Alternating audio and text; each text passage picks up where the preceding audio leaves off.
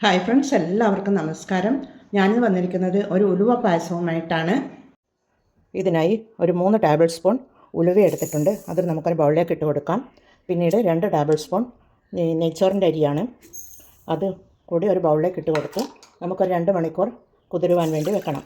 രണ്ടിലും കുറേശ്ശെ കുതിരുവാൻ ആവശ്യമായ വെള്ളം ഒഴിച്ചു കൊടുക്കാം. പിന്നീട് ഇത് കുതിർന്നതിന് ശേഷം നമുക്ക് ഇത് കുക്കറിലിട്ട് വേവിച്ച് കൊണ്ടുവരണം.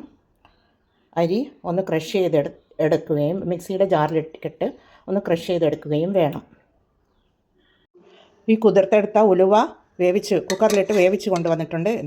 ഇത് നമുക്കൊരു ബൗളിലേക്ക് ഇട്ട് കൊടുക്കാം.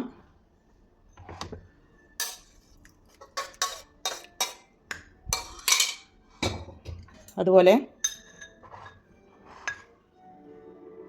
2 ടേബിൾ സ്പൂൺ ഞാൻ നെയ്ച്ചോറിൻ്റെ അരി കുതിർത്ത് വെച്ചിരുന്നു. അത് മിക്സിയിലിട്ട് ക്രഷ് ചെയ്തെടുത്തതാണ്. ഇത് കുറച്ച് വെള്ളം ഒഴിച്ച് ക്രഷ് ചെയ്തെടുത്തിട്ടുള്ളതാണ്. ഇതിനി വേവിച്ചെടുക്കണം. തേങ്ങാപ്പാലിലാണ് വേവിച്ചെടുക്കുന്നത്. എന്നാൽ നമുക്കത് അങ്ങനെ ചെയ്തെടുക്കാം.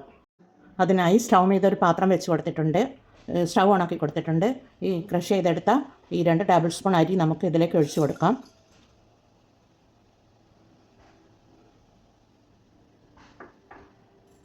പിന്നീട് ഒരു തേങ്ങയുടെ 2ാം പാലാണിത്, അത് ഇതിലൊഴിച്ച് കൊടുക്കാം. ഈ തേങ്ങാപ്പാലിലാണ് നമ്മൾ ഈ അരി വേവിച്ചെടുക്കുന്നത്. ഇത് നമുക്ക് മൂടിയിട്ട് 2 മിനിറ്റ് വരെ വേവിച്ചെടുക്കാം. ഈ തേങ്ങാപ്പാലായതുകൊണ്ട് തന്നെ തൂവിപ്പോകുന്നത് കൊണ്ട് ചെറുതീയിൽ ഇത് വേവിച്ചെടുക്കേണ്ടതാണ്. ഇടയ്ക്കിടെ മൂടി തുറന്നൊന്ന് ഇളക്കിക്കൊണ്ടിരിക്കണം.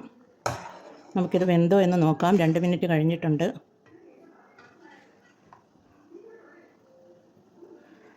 ശകലം കൂടി വെന്ത് വരണം. ഒരു 2 മിനിറ്റ് കൂടി നമുക്ക് വെച്ച് കൊടുക്കാം. മൂടിയിട്ട് വേവിച്ചെടുക്കാം. ഇത് മൂടി തുറന്ന് നോക്കാം.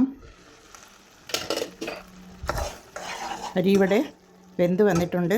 നല്ലതുപോലെ കുറുകി വന്നിട്ടുണ്ട്. അതിലേക്ക് നമുക്ക് വേവിച്ചെടുത്ത ഉലുവ ഇട്ട് കൊടുക്കാം. പിന്നീട് ഒരു 1/4 കപ്പ് ശർക്കര പൊടിയാണ്, അത് ഇട്ട് കൊടുക്കുന്നുണ്ട്. എല്ലാം ഇട്ട് കൊടുത്തൊന്ന് ഇളക്കി കൊടുക്കാം.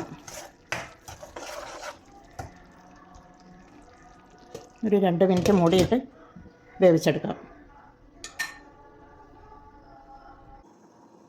ഇതിവിടെ തിളച്ച് കുറുകി വരുന്നുണ്ട്. പിന്നീട് അതിലേക്ക് നമുക്ക് 1 കപ്പ് 1ാം പാൽ ഒഴിച്ച് കൊടുക്കാം. 1ാം പാൽ ഒഴിച്ച് കൊടുക്കുന്നുണ്ട്. 1ാം പാൽ ഒഴിച്ച് കൊടുത്തതിന് ശേഷം ഒന്ന് ഇളക്കി കൊടുക്കാം.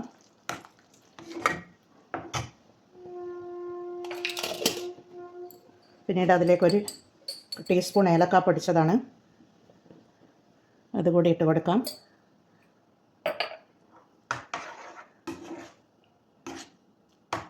ഒന്നാം പാൽ ഒഴിച്ചതിന് ശേഷം ഒന്ന് ചൂടായി വന്നാൽ മാത്രം മതി.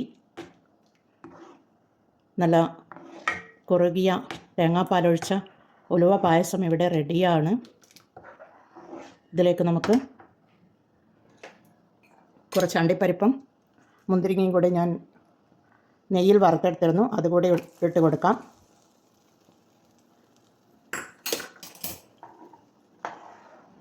നല്ല ഉലുവ പായസം ഇവിടെ റെഡിയാണ്.